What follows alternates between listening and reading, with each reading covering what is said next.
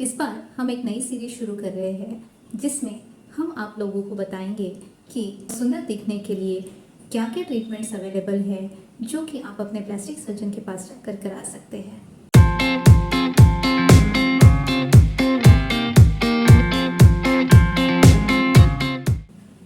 इस सीरीज में हम सबसे पहली बार जो बात करेंगे वो है बोटॉक्स या बोtulinum टॉक्सिन इंजेक्शन के बारे में।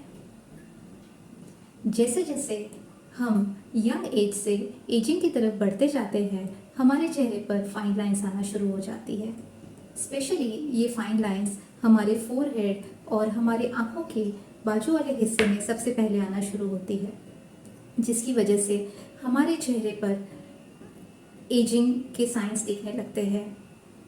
काफ़ी सारे लोगों में जिनकी फाइन लाइंस काफ़ी लॉन्ग टर्म से होती है और प्रोमिनेंट होती है, उनके माथे पर अक्सर बहुत ज़्यादा लाइंस दिखना या बहुत ज़्यादा चिंता वाला फेस, या जब भी वो परेशान नहीं हो तब भी एक स्ट्रेस्ड लुक दिखता है।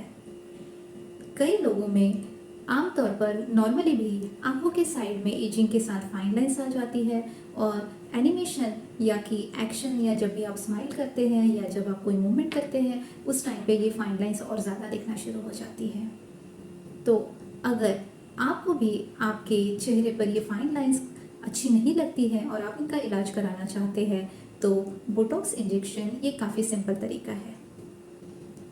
मेरे पास जो बहुत सारे लोग आते हैं जो बोटॉक्स के बारे में क्यूरियस होते हैं, पर उनके मन में काफ़ी सारे सवाल होते हैं और इसकी वजह से वो इस ट्रीटमेंट को कराने से हिचकिचाते हैं।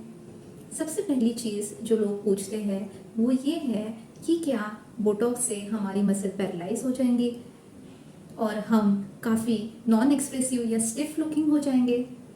तो इसका जवाब है नहीं।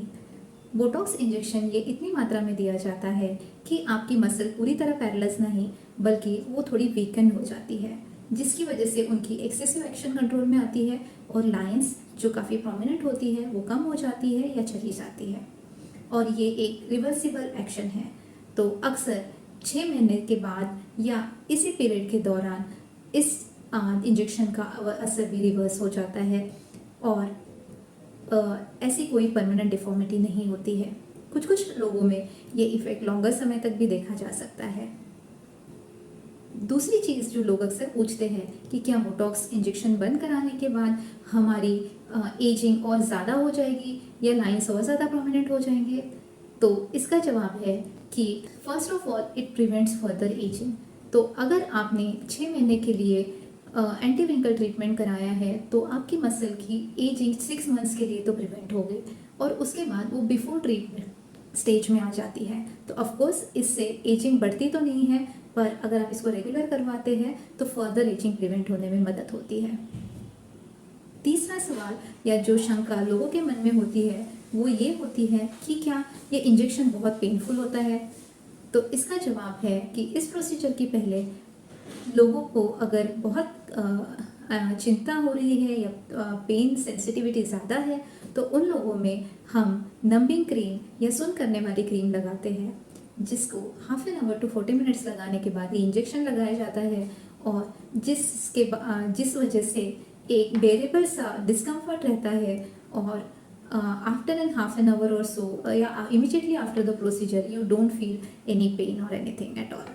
अगर आप काफ़ी क्यूरियस हैं कि ये किस तरह किया जाता है तो हम आपको एक शॉर्ट वीडियो दिखाते हैं जिसमें आपको एक क्लियर हो जाएगा कि पेशेंट प्रोसीजर के दौरान कितने कंफर्टेबल है और किस तरह ये इंजेक्शन लगाया जाता है। इसका इफ़ेक्ट कुछ दिनों में ही आ जाता है और आपको ये काफ़ी यंग और खूबसूरत बनाने में मदद करता है। नेक्स्ट चीज़ जो लोग अक्सर पूछते हैं कि क्या ये ट्रीटमेंट सिर्फ लेडीज़ के लिए होता है, तो नहीं, ये ट्रीटमेंट पुरुषों में और महिलाओं में दोनों में ही इक्वली इफ़ेक्टिव है और दोनों में ही बहुत अच्छे रिजल्ट्स देता है। तो अगर आप चाहते हैं यंग दिखना और अपनी एजिंग को प्रिवेंट करना तो हमारी सीरीज़ को देखते रहिए। हम आपको और भी अधिक जानकारी बताते रहेंगे। Thank you.